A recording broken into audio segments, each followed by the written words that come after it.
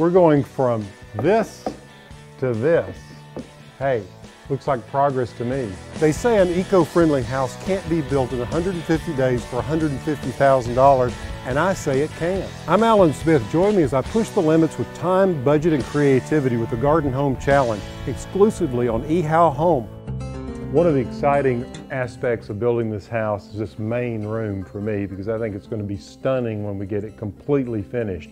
And we're now at a place where we're going from the stud walls out to some finished elements for the room, and that's some final decisions about what these walls will ultimately look like.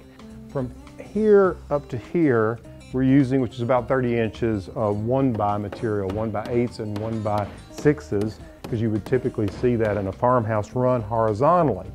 Now on top of that, we are taking the OSB board that we've covered in burlap, and Tony's mocked this up to give us kind of an idea of what that will look like. And it has to relate to the window surround. So if this is going to be our finished material going up all the way to the ceiling, around each window we're going to have a surround, and I'm going to use 1x4s at the base and probably 1x4s going around the window. Right now I have a 1x6 because we're trying to sort of figure out the proportions here, but I think this is just a little too wide for such a narrow window. Now let's take a look down here at the floor. I want to talk about this baseboard because it's an important part of this room. In the very front hall, we're going to use some of those blocks to do the wainscot, some of that scrap material. So we're going to need a wider board there. And what Tony's done is he's raised it up about 3/4 of an inch to allow for the floor as we look at this model. So what I like to do sometimes is mock things up. It only takes a little while, but you get a sense of the proportions and scale. It really helps you make decisions. Hopefully you're going to enjoy for a long, long time. So take the time to do that.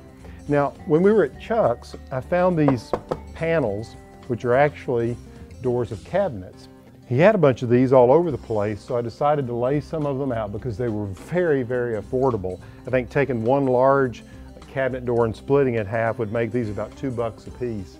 And so what Tony's done is he split a double panel, and we're just playing around with several options. Here's one where he cut it and it comes right down to the base here, and we've beveled this board, and this bevel comes to a point where it's beveled on this particular panel. Here the panel comes just flat to the top of the baseboard here, and we didn't do any routering across here at all. This is the bevel that comes with the cabinet as it exists. And then over here, what Tony did is just had some scrap lumber, and he just routed out another panel, and this would allow us to see the horizontal wood behind. So far I really hadn't made up my mind, but I will tell you that what's bothering me is I don't like this little narrow strip here as opposed to it being wider here at the top. So we're going to have to revisit this. These roughly ended up being about $2 a piece, and it's going to take about 18 to go all the way around this room.